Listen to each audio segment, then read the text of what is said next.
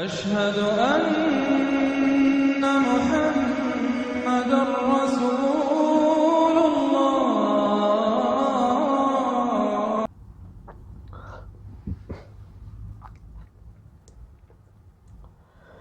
ऐसे वीडियो के साथ मैं शरद पवार जी को और उद्धव ठाकरे साहब जी को ये अपनी तरफ से ये पैगाम देना चाहता हूँ।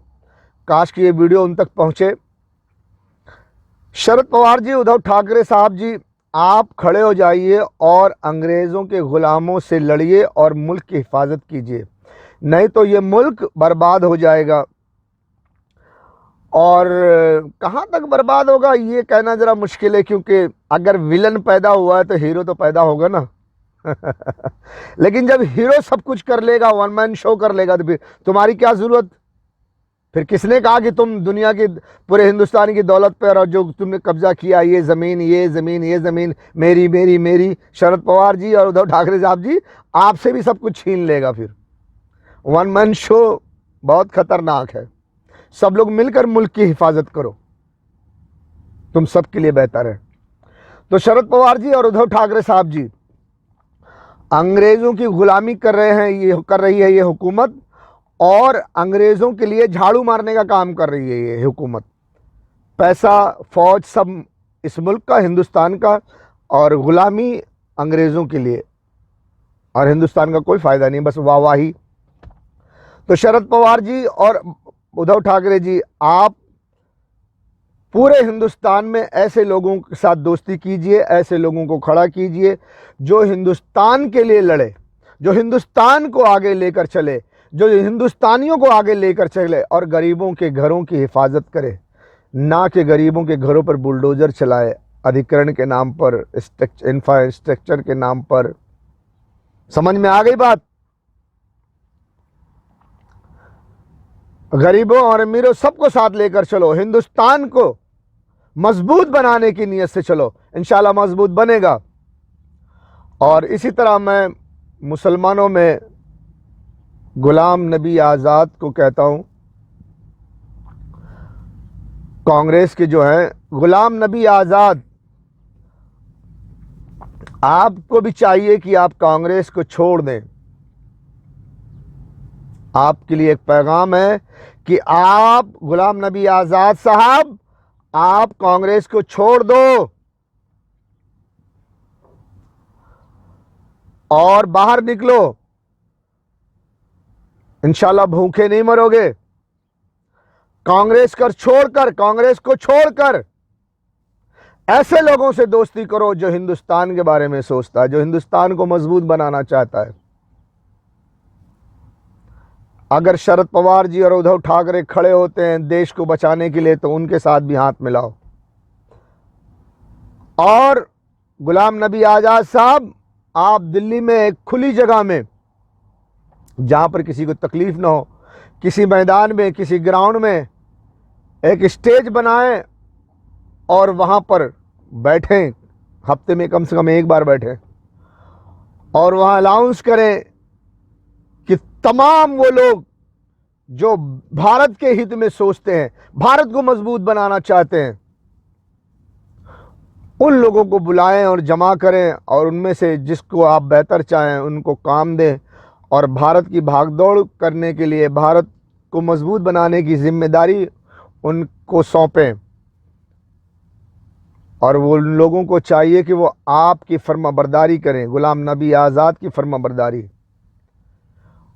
और लोगों को जमा करें, नए लोगों को जमा करो, और पुराने भी जो सच्चे वफादार, देश के साथ वफादारी करने का वादा करें, उनको भी लो, जिनको तुम ठीक समझो, और देश की हिफाजत के लिए खड़े हो। अलग से कांग्रेस को छोड़ दो, और कांग्रेस से, बीजेपी से कभी हाथ मत मिलाना। गुलाम नबी आज़ाद साहब, आप तक मेरा पैगाम पहुंचे तो आप कांग्रेस को छोड़ दो, इंशाल्लाह आपके हक में बेहतर होगा, और मुल्क की हिफाजत के लिए खड़े हो, और लोगों को जमा करो, ख्वाह वो हिंदू हो कि मुसलमान हो कि सिख हो कि ईसाई हो, जो देश की वफादारी करे उसको अपने साथ लो। अगर तुम्हें भरोसा है कि ये देश का वफादार बनेगा तो उसे कुछ जिम्मेदारी दो और निभाओ, क्योंकि 2024 के बाद 24, 25, 26, 27 में हिंदुस्तान में कत्लेआम होगा। हिंदुस्तान में मुसलमानों का कत्लेआम किया जाएगा। मुसलमान औरतों को बाजार में बिठाया जाएगा, उनकी इज्जत आबरू लूटी जाएगी, फिर उनको बाजार में बिठा दिया जाएगा।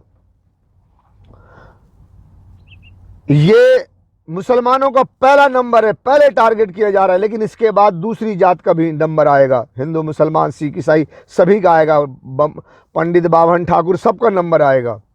इसलिए तुम सब मिलकर ये वाकया हो इससे पहले होशियार हो जाओ और मुल्क की भाग दौड़ अपने मुट्ठी में लो।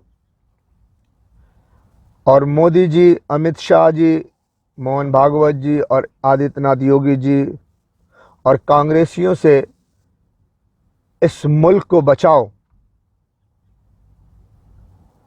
कांग्रेस में, बीजेपी में कोई फर्क नहीं, बल्कि जहां तक मैं समझता हूं, मैं कुछ कहना नहीं चाहता, आप खड़े हो बस। कांग्रेस को छोड़ दो, गुलाम नबी आजाद साहब, और बैठो दिल्ली में एक छोटा सा मंच बना के। लोग आएंगे तुम्हारे पास, उनको काम दो, फिक्र ना करो, अल्लाह तुम्हारे साथ होगा, अल्लाह तुम्हारी मदद करेगा। इब्तिदा करो। घर से एक आदमी निकलता है सच्चे दिल के साथ, ईमानदारी से, सच्चाई के रास्ते पर, अच्छा काम करने की नीयत से। मंजिल पर पहुंचते पहुंचते उसके पास एक भीड़ हो जाती है।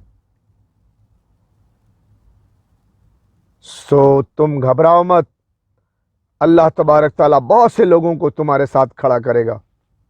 खड़े हो जाओ गुलाम नबी आजाद साहब, कांग्रेस को छोड़ दो, एक नया मंच बनाओ और एक मंच पे बैठो। कुर्सी तख्त लगाकर एक मंच बनाओ, उस पे बैठो, वक्त दो, हफ्ते में एक दिन बैठो। लोग आओ तो आएंगे तुम्हारे पास, 2 घंटा बैठो, 3 घंटा बैठो। शाहीन बाग के शहजादे और शहजादियां भी तुम्हारे पास आएंगी, तुम्हारा सपोर्ट करेंगी। धीरे धीरे आएगा। शाहीन बाग की एक शहजादी ने कहा नहीं था कि क्या भरोसा कि कल हम राजनीति में आ जाएं। अल्लाह ने किसी की न किसी की ज़बान से कुछ कहलाया है। इसमें बहुत बड़ी हिकमत है, ताबीर है, वजह है। इसको समझो गुलाम नबी आजाद साहब, और बाहर निकलो। हिंदू, मुसलमान, सिख, ईसाई सभी तुम्हारा साथ देंगे। और मैं अब शाहीन बाग के शहजादे और शहजादियों से दरख्वास्त करूंगा कि गुलाम नबी आज़ाद साहब अगर कांग्रेस छोड़ कर आते हैं तो उनके साथ खड़े हो, उनका साथ दो। और फिर कोई है जो तुम सबकी मदद करेगा, परवाह न करो किसी की, अल्लाह तुम्हारे साथ होगा इंशाअल्लाह। तुम कदम बढ़ाओ, अल्लाह तुम्हारा साथ देगा और तुम्हारे कदम के सामने जो कांटे आएंगे वो हटाता जाएगा, तुम आगे बढ़ते जाना। बहुत सारी बातें हैं, बस वक्त आ गया है कि अब हक और इंसाफ के लिए खड़ा होना है। तो मुसलमानों खड़े हो जाओ, तैयार हो जाओ। शरद पवार जी, उद्धव ठाकरे साहब, आप भी खड़े हो जाओ। और तमाम हिंदुस्तानी से कहता हूं कि अंधविश्वास करना छोड़ दो, दिमाग को इस्तेमाल करो। ये चारों महाशय हिंदुस्तान के दुश्मन हैं, अधर्मी हैं, अंग्रेजों के गुलाम हैं, वन वर्ल्ड गवर्नमेंट के लिए काम कर रहे हैं, जो इल्यूमिनेटी खुफिया एजेंसी की प्लानिंग है, जिसको प्रमोट यूएस कर रहा है। और इस वन वर्ल्ड गवर्नमेंट के तहत दुनिया से सारा दीन धर्म खत्म कर दिया जाएगा और दुनिया भर की औरतों को बाजार में बिठा दिया जाएगा। शराफत, ईमानदारी नाम की कोई चीज नहीं रहेगी। कोई आदमी अपना घर नहीं बना सकता, अपना खेत खलियान नहीं बना सकता, कोई आदमी शादी करके अपनी फैमिली नहीं बना सकता। सबको ये उजाड़ देंगे, सबको कहेंगे लेबर कैंप में रहो और काम करो, तनख्वाह पे गुजारा करो, बस। सारी माल दौलत उनके पास जाना चाहिए, सारी दुनिया की खूबसूरत औरतें उनके बिस्तर पे सोएंगी। इससे पहले कि इस पर वो अंजाम दे, हिंदू, मुसलमान, सिख, ईसाई मिनिस्टर, पुलिस, फौज सब एक होकर हिंदुस्तान की हिफाजत करो, हिंदुस्तान की हिफाजत करो, हिंदुस्तान की हिफाजत करो, हिंदुस्तान की हिफाजत करो। जैसे पहले अंग्रेजों ने झूठ बोला था, कहा था हम धंधा बिजनेस के लिए, व्यापार के लिए हिंदुस्तान में आएंगे, लेकिन वो वहां से बम बारूद लाए और आपस में लड़वा लड़वा करके पूरे देश में हुकूमत किए। वैसे आज भी वो हिंदुस्तान में हिंदू मुसलमान करके लड़वा करके वो वन वर्ल्ड ऑर्डर के लिए, वन वर्ल्ड गवर्नमेंट के लिए काम कर रहे हैं। न्यू वर्ल्ड ऑर्डर के लिए, वन वर्ल्ड गवर्नमेंट के लिए काम कर रहे हैं। सारी दुनिया की दौलत उनके पास होगी, सारी दुनिया की हुकूमत उनके पास होगी, सारी दुनिया की खूबसूरत औरतें उनके बिस्तर पे सोएंगी। औरतों को बाजार में पहुंचा दोगे तुम। उठो और औरतों की इज्जत आबरू की हिफाजत करो। अल्लाह तुम्हारी मदद करेगा।